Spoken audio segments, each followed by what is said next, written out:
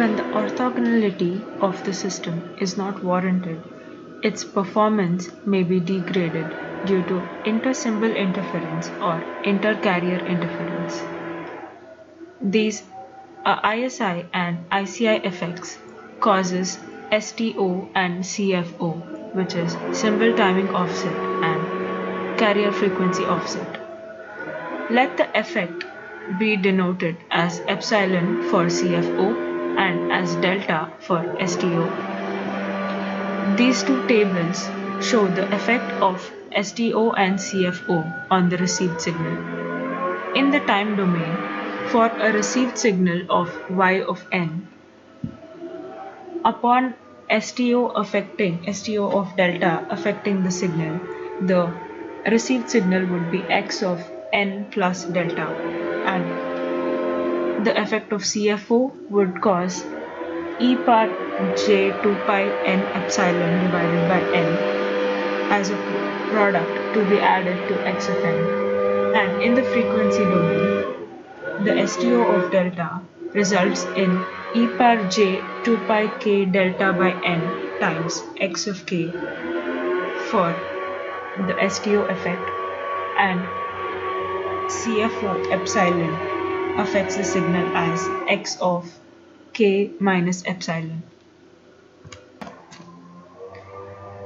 In order to study the effect of symbol timing offset, the starting point of the OFDM system must be accurately determined at the receiver. This allows us to cancel the effects effectively caused due to STO. From the diagram shown, we can see that there are 4 cases from where an OFDM symbol can start. The first case is the ideal case where there is no interference or phase shift, because the starting point of the OFDM symbol is where it should have started. Therefore, the subcarriers are orthogonal and no inter-symbol interference is observed. In the second case, the starting point of the OFDM symbol is ahead of the start point. This lag is because of impulse response. This slight shift results in a phase shift, but the orthogonality of the subcarriers is maintained. In the third case, the starting point is much before the OFDM symbol start, and it is before tau max. This destroys the orthogonal nature of the subchannels and causes both inter-symbol interference and inter-carrier interference effects. Case 4 is where the OFDM symbol starts after where it should have started. This results in additional phase shift compared to case 3, and in this case, the distortion of the received signal is more severe, and the STO effect is more complex to be estimated and corrected.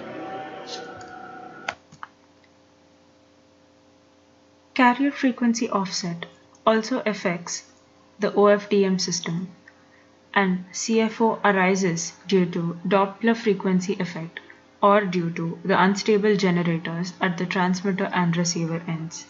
Also, phase offsets can be observed due to CFO. CFO causes inter-carrier interference among the subcarriers. The diagram represents different frequency bins which are transmitted, and in case of frequency offset, the diagram on the right shows how the frequency bins are affected. We can see that the previous frequency intervals affects the subsequent frequency intervals to cause a carrier frequency offset and interference among the various subcarriers.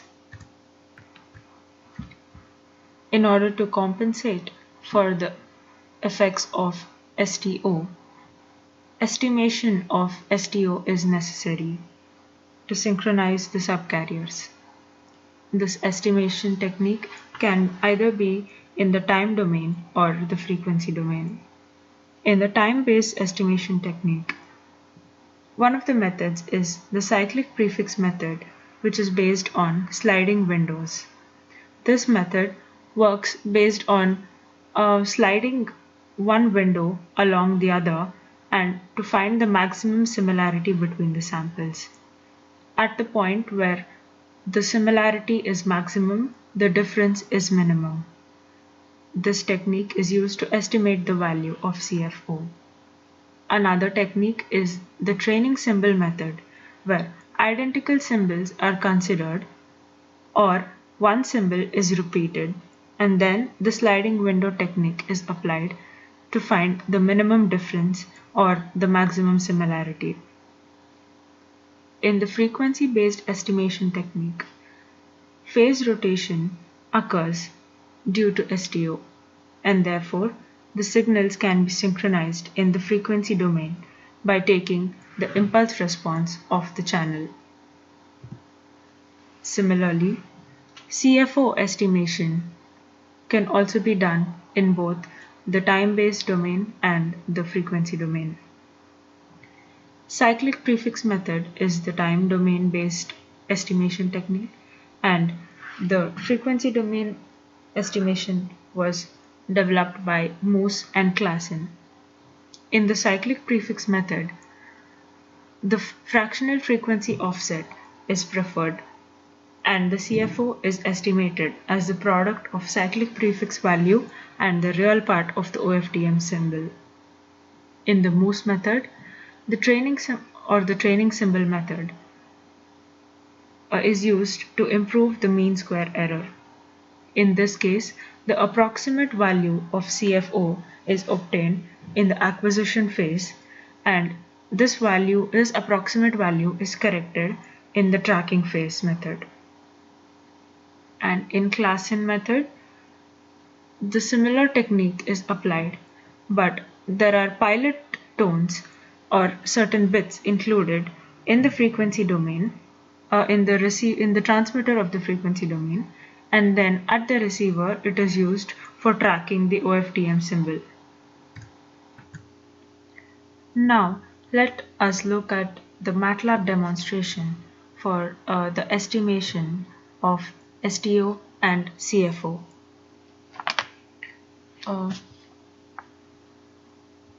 Here we have the program for STO estimation by the methods of correlation and difference. Now let us run the program and see what the output is. So this plot shows the STO estimated by the correlation method as well as the difference method. For the four figures, the plot in blue shows the STO estimated by the maximum correlation method, and the plot in red shows the estimated STO by the minimum difference method for various values of delta and epsilon. So, and similarly, the blue dot represents the STO estimated by maximum correlation method, and the red dot shows the STO estimated by minimum difference method. The first plot is for a delta value of -3 and an epsilon value of 0. The second plot is for the STO value -3 with a carrier offset of 0.5. The third graph shows the value for STO or delta equal to 2 and for CFO equal to 0. And the fourth shows for STO equal to 2 and CFO epsilon equal to 0.5.